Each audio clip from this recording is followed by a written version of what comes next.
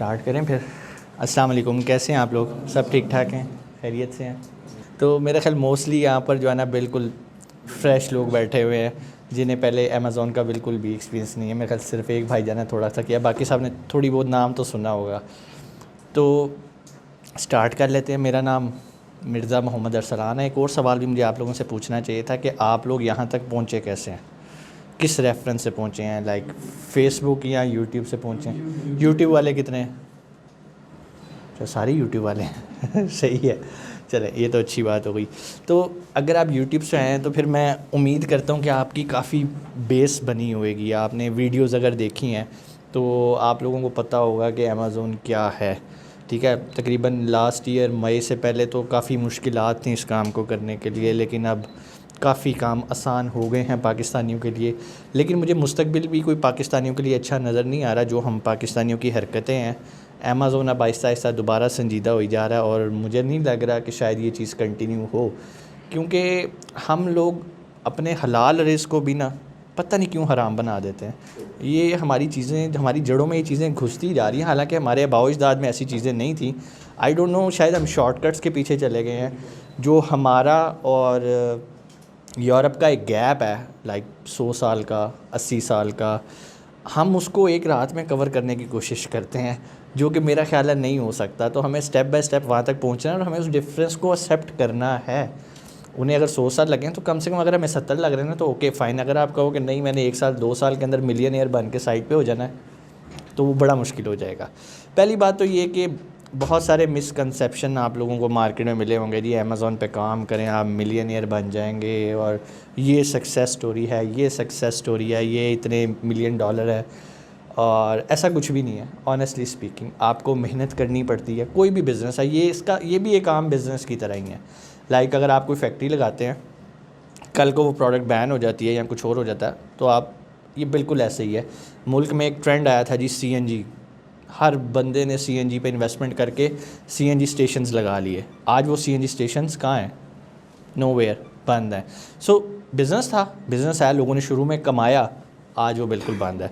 इसी तरह अमेज़ॉन भी इसी तरह का है। अब अमेज़ॉन पे बहुत सारे बिज़नेस के मॉडल्स आ जाते हैं। आप लोगों ने वीडियोस में देखा होगा सारा कुछ। प्राइवेट लेबल आ जाता है, ड्रॉप शिपिंग आ जाती है, एफिलिएट मार्केटिंग आ जाती है, फिर इसके अलावा आपका हम जो होलसेल मॉडल आ जाता है। सो ये मॉडल्स हैं जिनसे आप अमेज़ॉन पे काम कर सकते हैं। अब सबके लिए मॉडल्स की सिलेक्शन उसकी इंटरेस्ट पे डिपेंड करती है। चारों की आउटपुट डॉलर्स में ही है, चारों में ही आप अच्छे पैसे कमा सकते हैं। अब बात यह है कि आप कहाँ अपने आप को फिट इन समझते हैं। आपकी इंग्लिश बहुत अच्छी है तो आप एफिलिएट मार्केटिंग की तरफ आ सकते हैं, साथ कंटेंट राइटिंग जुड़ जाती है, साथ आप ऑलरेडी जिस तरह सॉफ्टवेयर इंजीनियर हैं, वेबसाइट डेवलपमेंट करते हैं, तो वहाँ पर ब्लॉग्स वगैरह बना के आप वहाँ से कर सकते हैं। सो ज़रूरी नहीं होता कि आपने सिर्फ अमेज़ॉन से ही पैसे कमाने हैं। हमारे अंदर एक ना, हम एक ज़िद्दी टाइप की कौम है, जब हम कहते नहीं अमेज़ॉन, मैं तो हूँ अमेज़ॉन तो पैसे कमा के ही रहना है। हर चीज़ नहीं है हर बंदे के लिए। मैं सारे काम खुद नहीं कर सकता। बहुत सारे ऐसे बिज़नेस हैं, लाइक मुझे कोई कहे आप टेक्सटाइल की फैक्ट्री लगा ले, मैं नहीं लगा सकता, मुझे अलिफ बे भी नहीं पता। और अगर कोई कहे नहीं आप 1 महीना सीख के कोर्स कर लें टेक्सटाइल को और आप फैक्ट्री लगा लें, नहीं लगा सकता। वो 1 महीना कोर्स करके मैं कहीं नौकरी तो कर सकता हूँ, उस नौकरी के भी कम से कम 10-15 साल के एक्सपीरियंस के बाद जाके मैं इस काबिल हो सकता हूँ कि मैं कोई फैक्ट्री लगा सकता हूँ। अमेज़ॉन भी बिल्कुल इसी तरह ही है। यहाँ पर ऐसे ऐसे ख्वाब दिखाए गए हैं, कोई मसला ही कोई नहीं है। आपके पास 2 लाख रुपया, 3 लाख रुपया, वो मसला ही कोई नहीं है। ऐसा कुछ भी नहीं है। ख़ास तौर पे प्राइवेट लेवल के अंदर तो ऐसा कुछ भी नहीं है। आपके पास कम से कम 50-60 लाख रुपया हो, फिर आप अपना ब्रांड लॉन्चिंग की तरफ जा सकते हैं। उसके अलावा आप अमेज़ॉन प्राइवेट लेवल की तरफ देखें भी ना। हाँ, सीख लें, ग्रिप कर लें। जो लोग ऑलरेडी काम कर रहे हैं अमेज़ॉन प्राइवेट लेवल पे, आप उनको सर्विसेज दे सकते हैं एज ए वर्चुअल असिस्टेंट। लेकिन जब मैं प्राइवेट लेवल की बात करता हूँ ना, तो इसमें बहुत ज़्यादा एक चीज़ है, वो है सब्र, जो कि पाकिस्तानियों में नहीं है। अब हम प्रोडक्ट हंटिंग की अगर सर्विसेज देते हैं तो हम $1500 चार्ज करते हैं। आप अभी फाइवर पे चले जाओ, $50 की भी प्रोडक्ट हंटिंग की सर्विसेज है। $50 और $1500, दोनों में फ़र्क देख रहे हैं। उसने सिर्फ नेट पे एक वीडियो देखी थी कि पाइन प्रोडक्ट किस तरह हंट खरीदी है, उन्हें जाकर $50, लोग भी बेवकूफ़ हैं, उससे $50 की प्रोडक्ट ख़रीद रहे हैं। भाई जहाँ 50 लाख की इन्वेस्टमेंट करनी है, आपने इन्वेंट्री ख़रीदनी है, तो प्रोडक्ट हंटिंग पे आप अपने पैसे क्यों बचा रहे हो? तो जो समझदार बंदे होते हैं ना, वो कभी जो कहते हैं यार अच्छा शुगर लगा रहा है, कोई चक्कर नहीं है, $50 में क्या प्रोडक्ट आपको ढूंढ के देगा कि आप ये बेच लो। सो इसका बेहतर हल ये है, अगर आपने पीएल की तरफ ही आना है और आपका प्लान है कि फ्यूचर में आपने अपना ब्रांड लॉन्च करना है, तो आप इस काम को सीख लें, उसके बाद उन लोगों को सर्व करें जो ऑलरेडी इस पे काम कर रहे हैं। लेकिन पाकिस्तानी अवाम में एक सबसे बड़ी प्रॉब्लम है, एक तो उन्हें प्रेजेंटेशन नहीं आती, उन्हें अपना काम प्रेजेंट करना नहीं आता। बहुत सारे लोग तो इंटरव्यू के अंदर ही फारिग हो जाते हैं, आखिर में उन्हें अपने ताया नज़र आते हैं जो अमेरिका बैठे हैं, उन्होंने कॉल करेंगे, भाईजान ताया जी अकाउंट बनाना है अमेज़न का, अच्छा जी, वो कहेंगे हाँ पुत्र मेरा कोई गल नहीं बना ला। वो तो जब उन्हें साल बाद आईरिस की तरफ से नोटिस जाएगा कि भाई आपके पास पैसे कहाँ से आ रहे हैं, तो तब उनके लिए मसला होगा। आप फिर भी सेफ में आओगे, ताया जी मैनू की पता सी तो उन भुगतो आप ही। तो वो पाकिस्तान की FBI तो नहीं, यहाँ का जो FBI सिस्टम है वो तो नहीं है कि पैसे पूसे दिए और सिस्टम हो गया, तो वहाँ तो उनके लिए सख्ती हो जाती है। तो लैक ऑफ नॉलेज की वजह से हम अपने रिश्तेदारों को भी फंसा देते हैं। मैं रिकमेंड नहीं कर रहा कि आप अपने रिश्तेदारों की तरफ जाएं, आप गोरे ढूंढें, क्लाइंट्स ढूंढें। क्लाइंट्स कैसे मिलते हैं? मिल जाते हैं, लेकिन सब्र के साथ 6-6 महीने भी नहीं मिलते बाज़ औक़ात। कुछ की किस्मत अच्छी होती है, उन्हें पहले महीने ही क्लाइंट मिल जाते हैं। अभी हम डिस्कस कर रहे हैं प्राइवेट लेबल को, जो अमेज़ॉन प्राइवेट लेबल है। मैं बिल्कुल डिटेल में नहीं जा रहा, FBA क्या होता है, FBM क्या होता है। उम्मीद है ये सब आप लोगों ने यूट्यूब में सुन के आपको ये चीज़ें समझ में आई होंगी। फिर भी अगर किसी ने नहीं समझी और सुनी, यूट्यूब पे फ्री डाटा पड़ा है, आप जाके सीख सकते हो। सो सिर्फ आपको एक जनरल डिस्कशन और एक सिलेक्शन है कि आपके लिए क्या चीज़ है। सो PL करना है, सिर्फ सर्विसेज की तरफ आ जाएं।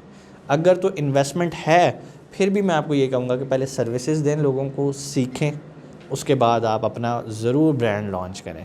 उसके बाद ड्रॉप शिपिंग में आ जाते हैं। जब ड्रॉप शिपिंग की हम बात करते हैं ना, तो वहाँ पर थोड़ा सा पाकिस्तानियों को चाम नज़र आता है, और हम पहले ड्रॉप शिपिंग नहीं करवाते थे। फिर जब मैंने देखा कि ना कि जो पाकिस्तानियों का माइंड सेट है ना, वो बिल्कुल डिफरेंट टाइप का। वो कहते हैं कि भाई हमें सुबह पैसे मिलने चाहिए, दिहाड़ी पूरी होए ना होए पैसे आने चाहिए ने। ये हमारी फितरत है। एक्चुअली फितरत क्या है, हम लोगों के पास सेविंग्स नहीं है ना, हम लोग डे टू डे चलते हैं। हमारा तो खुदा ना खासा 2 महीने सैलरी ना मिले तो तीसरे महीने सर्वाइवल मुश्किल हो जाता है। ये रियलिटी है, हमारे मुल्क का कल्चर इस तरह का है ना, हमारे एक्सपेंस उसी तरह के हैं। सो उनके लिए मुझे लगा कि यार it's a quick money generation, एक प्रोसेस है, रिस्की है, ओके फ़ाइन, रिस्क हर बिज़नेस में होता है, सीख के कर लिया जाए ज़रा रिस्क फैक्टर कम हो जाता है। तो फिर हमने इसको भी, ड्रॉप शिपिंग को भी प्रमोट करना शुरू किया, और बड़ा अच्छा रिस्पांस आया as compare to private label. क्योंकि प्राइवेट लेबल में एक VA को मैच्योर होते होते 1 साल लगता था, क्लाइंट मिलते, सारा कुछ करते। ड्रॉप शिपिंग में फ़ायदा ये होता है कि उसको अगर जिस दिन क्लाइंट मिलता है ना, उस मंथ से उसकी अर्निंग स्टार्ट हो जाती है। क्योंकि VA के अंदर जब हम प्राइवेट लेवल की बात करते हैं तो वहाँ पर एक फ़िक्स अमाउंट होती है VA की, $200 $300, बहुत चिक्का मारोगे $500 का एक क्लाइंट मिल जाएगा। ड्रॉप शिपिंग के अंदर जो VA की सर्विस चार्जेस होते हैं ना, वो कमीशन बेस होते हैं। वहाँ पर आप उसके साथ टाई अप करते हो कि भाई हम 50-50 पे काम करेंगे, हम 50-30 पे काम करेंगे, जो प्रॉफिट होगा। क्लाइंट भी आपका खुश होता है कि भाई अच्छा प्रॉफिट में से लेना है, इट मीन्स कि प्रॉफिट भी होगा। पहले तो उसे यकीन ही नहीं होता ना कि प्रॉफिट भी होगा, तो आपने उसे यकीन दिलाया कि भाई मैं आपसे कोई पैसा नहीं चार्ज करा, जिस दिन आपको मुनाफा होगा उसमें से ये परसेंटेज मेरी है। वो कहता है जी वेल एंड गुड। और ड्रॉप शिपिंग के अंदर हम चीज़ें वो बेचते हैं जो ऐसे क्विकली सेल हो जाती हैं, ठीक है। सिर्फ उसमें जो है ना कुछ चीज़ों का ख्याल रखना पड़ता है, कस्टमर डीलिंग, जो आपको मैसेजेस आएँ बायर के, आपने उनको बड़ा अच्छा डील करना है। अब यहाँ पर बात आती है कम्युनिकेशन की। आपको वो जिस मार्केट में आप काम कर रहे हैं ना, वो लोग कस्टमर फ्रेंडली नेशन है, वो लोग अपने कस्टमर को बहुत रिस्पेक्ट देते हैं, हम लोग नहीं देते। हम तो बस कहते हैं कि भाई अच्छा हम ख़रीदा हुआ माल वापस हो जाएगा, नहीं होएगा। वो एक यहाँ पर तो एक बहस ही डिफरेंट है। आज हम तो किसी को कहते ना कि यार ये मैं कल लेकर गया था, ये मसला नहीं भाई तुसी कीता हो ना, मैं तो सही दिता तुहानू, इत्थे ही चेक करके लैके जाना सी। वहाँ नहीं करते, वहाँ तो सिर्फ 40-45 डेज़ के रिटर्न्स हैं। आपने जैकेट ख़रीदी, फंक्शन अटेंड कर लिया, बाद में अमेज़ोन को रिटर्न कर दिया, अमेज़ोन ने आपसे मुड़ के नहीं पूछना आपने क्यों वापस किया, दे विल जस्ट पे बैक। वहाँ पे कोई बायर के साथ बहस का वर्ड नहीं है। सो अगर आपकी कस्टमर डीलिंग अच्छी है, आप फ्लेक्सिबल हैं, क्योंकि पैसा भी आप अच्छा कमा रहे होते हैं वहाँ पे, तो वहाँ पर आपको रिटर्न्स देते दुखता नहीं है।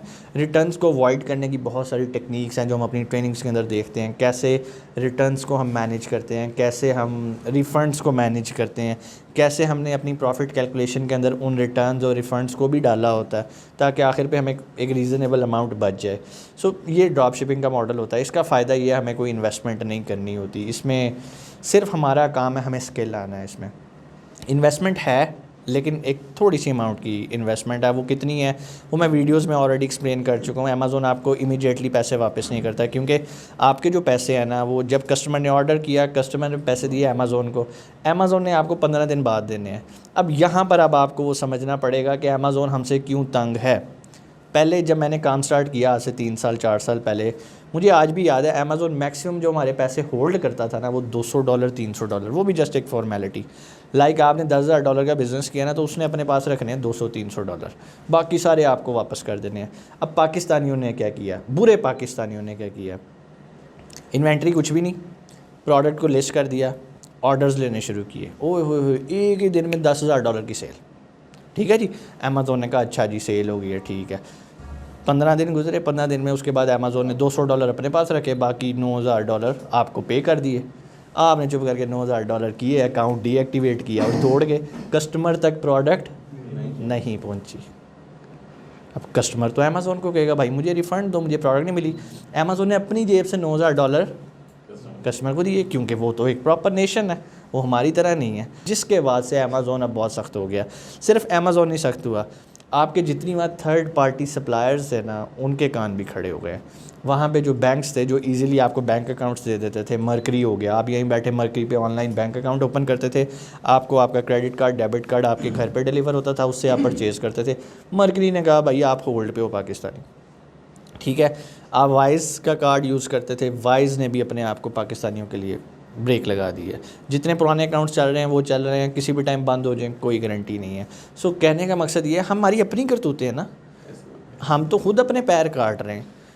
नेपाल में चल रहा है, भूटान में चल रहा है, थर्ड वर्ल्ड कंट्रीज़ के अंदर इस तरह के बैंक्स मौजूद हैं जिन्हें वो सर्विसेज दे रहे हैं, बिकॉज दे आर नेशन। हम लोग नेशन नहीं है, वी आर जस्ट क्राउड ही हैं हम लोग एक दूसरे की टांगें खींचने वाले हैं। जो लोग कहते हैं ना जी हम आवाम, वो नहीं, चक्कर ही कोई नहीं है।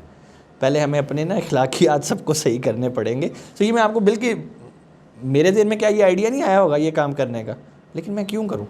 अल्टीमेटली तो हमारे मुल्क का नाम, और एक बंदे की गलती की वजह से ना जो 1000 बंदे लीगल काम कर रहे हैं ना, उनके लिए प्रॉब्लम हो गई है। तो हमने अच्छे काम करने, अपने मुल्क को अच्छी तरह से जो है ना वो प्रेजेंट करना है, तो ये काम हमने करने हैं। सो ये हो गया ड्रॉप शिपिंग का मॉडल। उसके बाद एफिलिएट मार्केटिंग पे आ जाते हैं। एफिलिएट मार्केटिंग थोड़ा सा ट्रिकी है, इसमें थोड़ी सी टेक्निकलिटीज़ चाहिए, ये हर बंदा शायद नहीं कर सकता है, लेकिन मैं नहीं रिकमेंड करता कि आप बंदे हायर करके उनसे एफिलिएट मार्केटिंग करवाएं, वो मज़ा नहीं आता। एफिलिएट मार्केटिंग में बेसिकली होता ये है, आप अपनी एक वेबसाइट बनाते हैं, आप फेसबुक के स्टोर बनाते हैं, आपको सोशल मीडिया मार्केटिंग आनी चाहिए उसके लिए बेहतरीन, ठीक है ना, जो डिजिटल मार्केटिंग जिसको हम कहते हैं।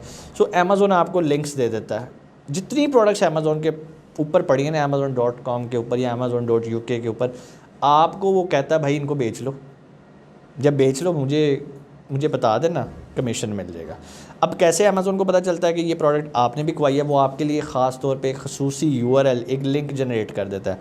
हम क्या करते हैं, उस लिंक को मार्केट करते हैं, एडवर्टाइज़ करते हैं, अपनी वेबसाइट पे कर सकते हैं, पेजेस पे कर सकते हैं, फेसबुक के, इंस्टाग्राम के। सो जितना ज़्यादा आप उसे एडवर्टाइज़ करोगे, जितने ज़्यादा आपको ऑर्डर आएंगे, उतना ज़्यादा कमीशन आप कमा लोगे। This is called affiliate marketing.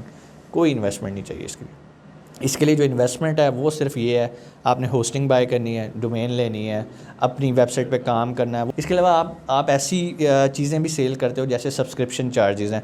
जिस तरह हम लोग यहाँ पे इंटरनेट के चार्जेस पे करते हैं, वहाँ पे उनके जो प्रॉपर सब्सक्रिप्शंस होती हैं जो महीने बाद आपकी रीन्यू होनी है, वो वहाँ पर आप कर सकते हो। वो हर महीने कस्टमर ऑर्डर नहीं करता, एक बार अगर आपके लिंक से उसने ख़रीद लिया ना, तो जब तक ज़िंदगी में वो ख़रीदता रहेगा आपको कमीशन उसका आता रहेगा। So this is called affiliate marketing. Amazon wholesale पे आ जाते हैं। अमेज़ोन होलसेल को मैं इतना ज़्यादा प्रमोट नहीं करता, it's a safe model, come investment पे हो जाता है, लेकिन सर खपाई इतनी है और आखिर में बचता कुछ भी नहीं है, ठीक है।